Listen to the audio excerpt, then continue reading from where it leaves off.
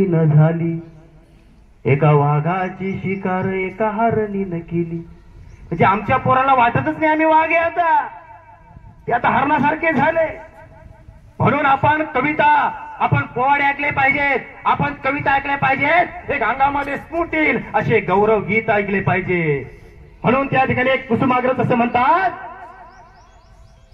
रणफंदीची जात आमची कोणामा भयभीत करी, रणफंदीची जात आमची कोणामा भयभीत करी.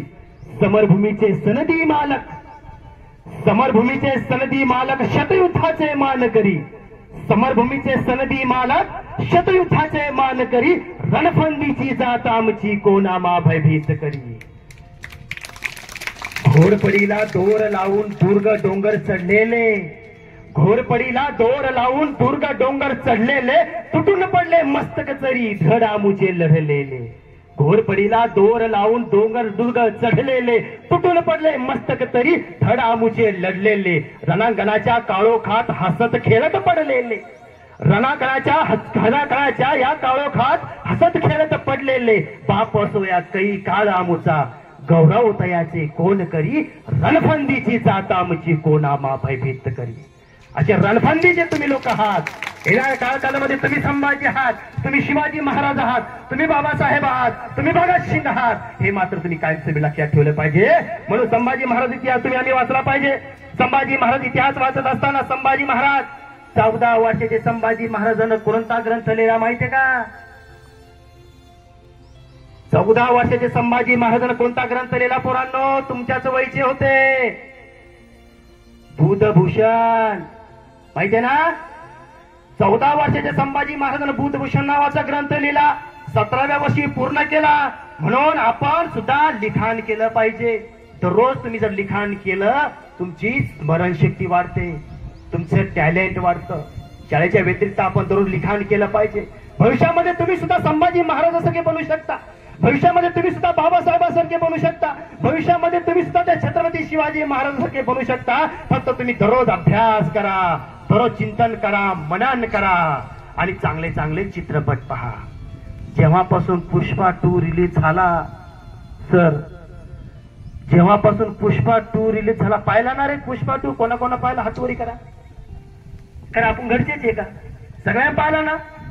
जेव्हापासून पुष्पा 2 रिलीज झाला, आमच्या बोरखेडीतले पोरं असेच चालवून राहिले, पुष्पाराज पुष्पाराज म्हणून राहिले. जेव्हापासून पुष्पा 2 आला, असाच आमच्या बोरखेडला पोरगा एकदा शिंदखेडा शाळेत आहे. सरांनी त्यांना पुढे बोलावलं, तू गृहपाठ केला का? तो म्हटला नाही. तो अभ्यास केला का? नाही. तुम्ही सांगितलेलं लिखाण लिहून आणलं का? नाही. तू शाळेत दररोज येतो का? तो म्हटला नाही. तो म्हणतो अभ्यास करत नाही, तू लिखाण पूर्ण करत नाही, तू सांगितलेला अभ्यास पूर्ण करत नाही, तू घरचा सत्यानाश केला. तो पोरग सरांना म्हणतोय, सर शांत रहा, मैं झुकेगा नाही साला. असे पूर्ण झाले आता. म्हणून तसे चित्रपट पाहू नका. चित्रपट असे पहा ज्याच्यातून तुम्हाला काहीतरी प्रेरणा मिळेल. पुष्पा 2 मधला दुसरा डायलॉग आहे पोरांनो, तुम्हाला हा डायलॉग माहित आहे? झुकेगा नाही माहित आहे, पण दुसरा डायलॉग आहे. तो दुसरा डायलॉग आहे, पुष्पा स्वतःचा हात, पुष्पा स्वतःचा पंजा स्वतः पाठीला मारून घेतो आणि सांगतो, पुष्पा एक ब्रँड आहे, ब्रँड. तसं येणाऱ्या कालखंडामध्ये पोरांनो, स्वतःचा हात स्वतःच्या पाठीला मारून घ्या.